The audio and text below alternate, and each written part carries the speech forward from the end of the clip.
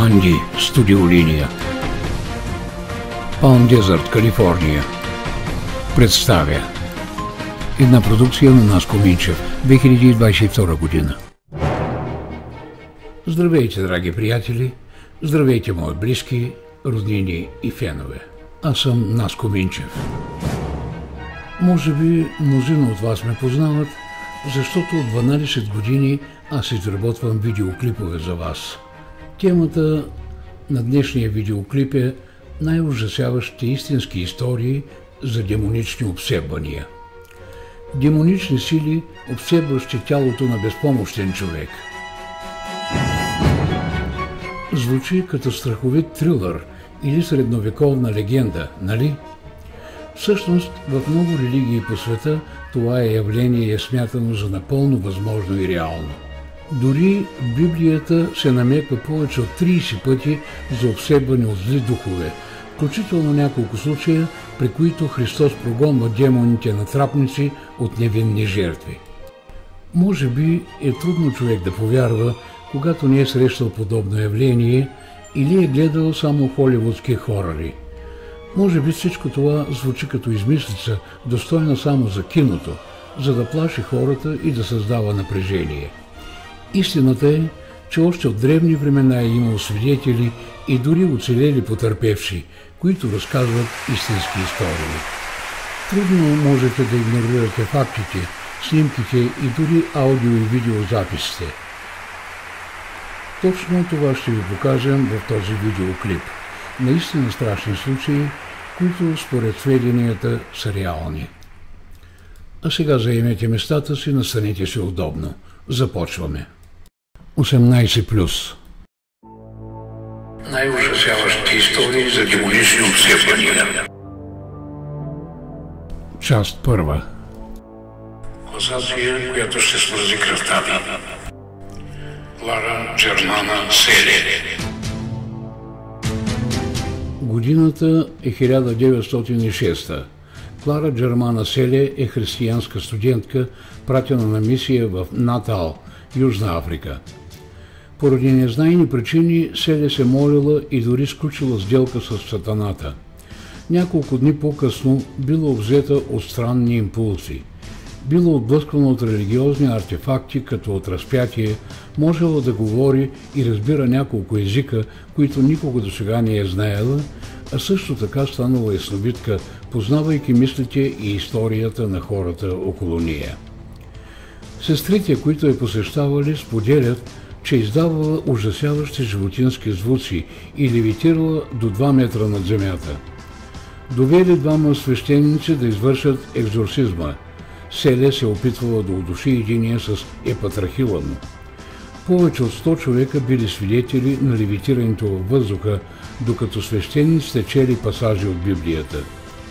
След 2 дни провеждане на ритуала, злите духове били успешно прогонени от тялото на момичето.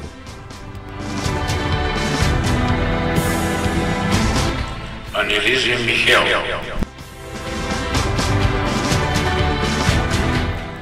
Случаят на Анелизия Михел е доста противоречив, поради многото измислени описания на трагичната й история. Най-известната интерпретация в известния филм от 2005 «Екзорсизмът на Емили Роуз». 16-годишната Анелизия Михел била епилептичка, заради които тя често посещавала психиатрични заведения. През 1973 г. Михел направила опит за самоубийство, отвърляла всички религиозни символи, пиела собствената си урина и започнала да чува гласове.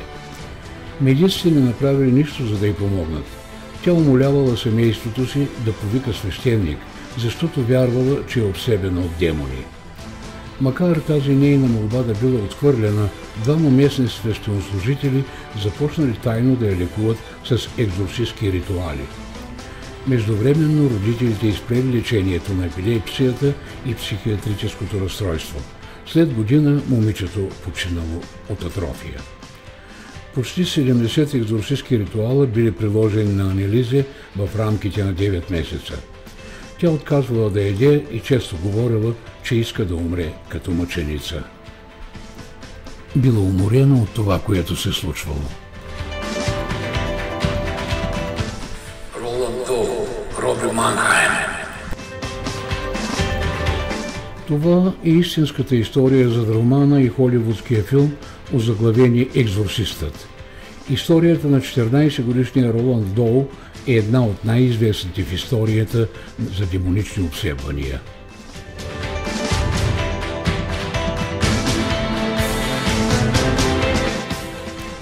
Всъщност, Роланд Доу не е истинското му име.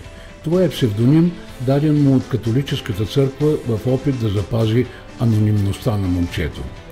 В края на 40-те години лелята на Доу го окуражила да използва дъска за спиритически сеанси. Смята се, че когато лелята починала, племенникът се свързвал с духа й точно чрез тази дъска.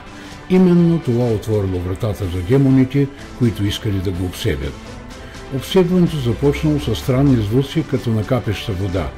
Изведнъж религиозните символи започнали да се изтръгват от стените и да летят из стаята. Странни стъпки и драсканици се чували отвъд стените на къщата. Но драсканиците не останали само по стените, а започнали да се появяват и по тялото на детето заедно с думи, които сякаш невидими ногти издълбавали по плътта му. Момчето говорило с гърлен глас и левитирало из стаята с тяло, прегънато от болка. Семейството му довело католически свещеник, който заявил, че момчето е обсебено от зли духове и има нужда от екзорцизъм. Извършили ритуала повече от 30 пъти, през които обсебеното момче наранило свещеника многократно. Когато най-после ритуалът постигнал успех, всички в болницата чули зверските гневни крясъци надолу и усетили отвратително сярна миризма, носеща се из въздуха. След като обсебването било премахнато, семейството се прибрало у дома. Момчето пораснало необезпокоявано и станало щастлив баща и дядо. Джулия. През 2008 година доктор Ричард Галахър, психиатър и професор по клинична психология в Медицинския колеж в Ню Йорк, документирал случай на пациент с кодово име Джулия, която според него наистина е била обсебена от демони. Много рядко срещано е учен и психиатър да признае възможността за обсебване. Обикновено докторите смятат, че това е или измама, или резултат от психично заболяване. Самият доктор Галахър наблюдавал летящите из стаята предмети, както и Джулия, която левитирала над леглото, говорейки на различни езици и оповестявайки фактите за хора около нея, които нямало как да знае. Ето част от заключенията на доктора. Периодично в наше присъствие Джулия изпадаше в транс, което се повтаряше, пише Галахър. Индивидите с психични увреждания често се затварят в себе си, но състоянията на транс на Джулия бяха съпроводени от странен феномен. От устата й излизаха различни заплахи, упреци и порнографска реч. Фрази от типа "Остави я на мира, идиот такъв, тя е наша", "Откажи се, малоумен свещенико" или просто "Напусни". Тонът беше коренно различен от нормалния глас на пациентката и освен това варираше. Понякога звучеше гърлено, на моменти доста мъжки, а после крайно писклив. Повечето и коментари по време на транса и после при екзорцизма показваха презрение към всичко религиозно и свято. Арн Шайан Джонсън. Познат като процесът на демоничния убиец, случаят на Арн Шайан Джонсън е първият познат съдебен процес в САЩ, по време на който защитата се опитва да оневини обвиняемия с твърдението, че той е бил обсебен. През 1981 година Арн Шайан Джонсън убил хазяина си Алан Боно в Конектикът.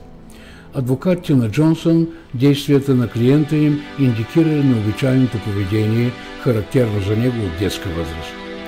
Когато бил малък, родителите на Арн се свързали с демонологистите Ед и Лоран Уейн, оплаквайки се, че през целия си живот синът им е търпял подигравки и нападки. Причината били неговите демонични прояви, които били в резултат на обсебване. Уви, съдът решил, че демоничното обсебване не е валидно оправдание за убийство първа степен. Джонсън бил обвинен и издържал 5 от отсъдените му 10 от 20 години затвор. Анди Студио линия Попово, 2023 година. Край на видеоклипа. Този видеоклип е произведен, озвучен и се излъчва с любезното съдействие на Наско Минчев и българо-американски YouTube канал Анди Студио линия, Палм Дезърт, Калифорния, САЩ, 2022 година. Да се надяваме, че видеоклипът ви е харесал.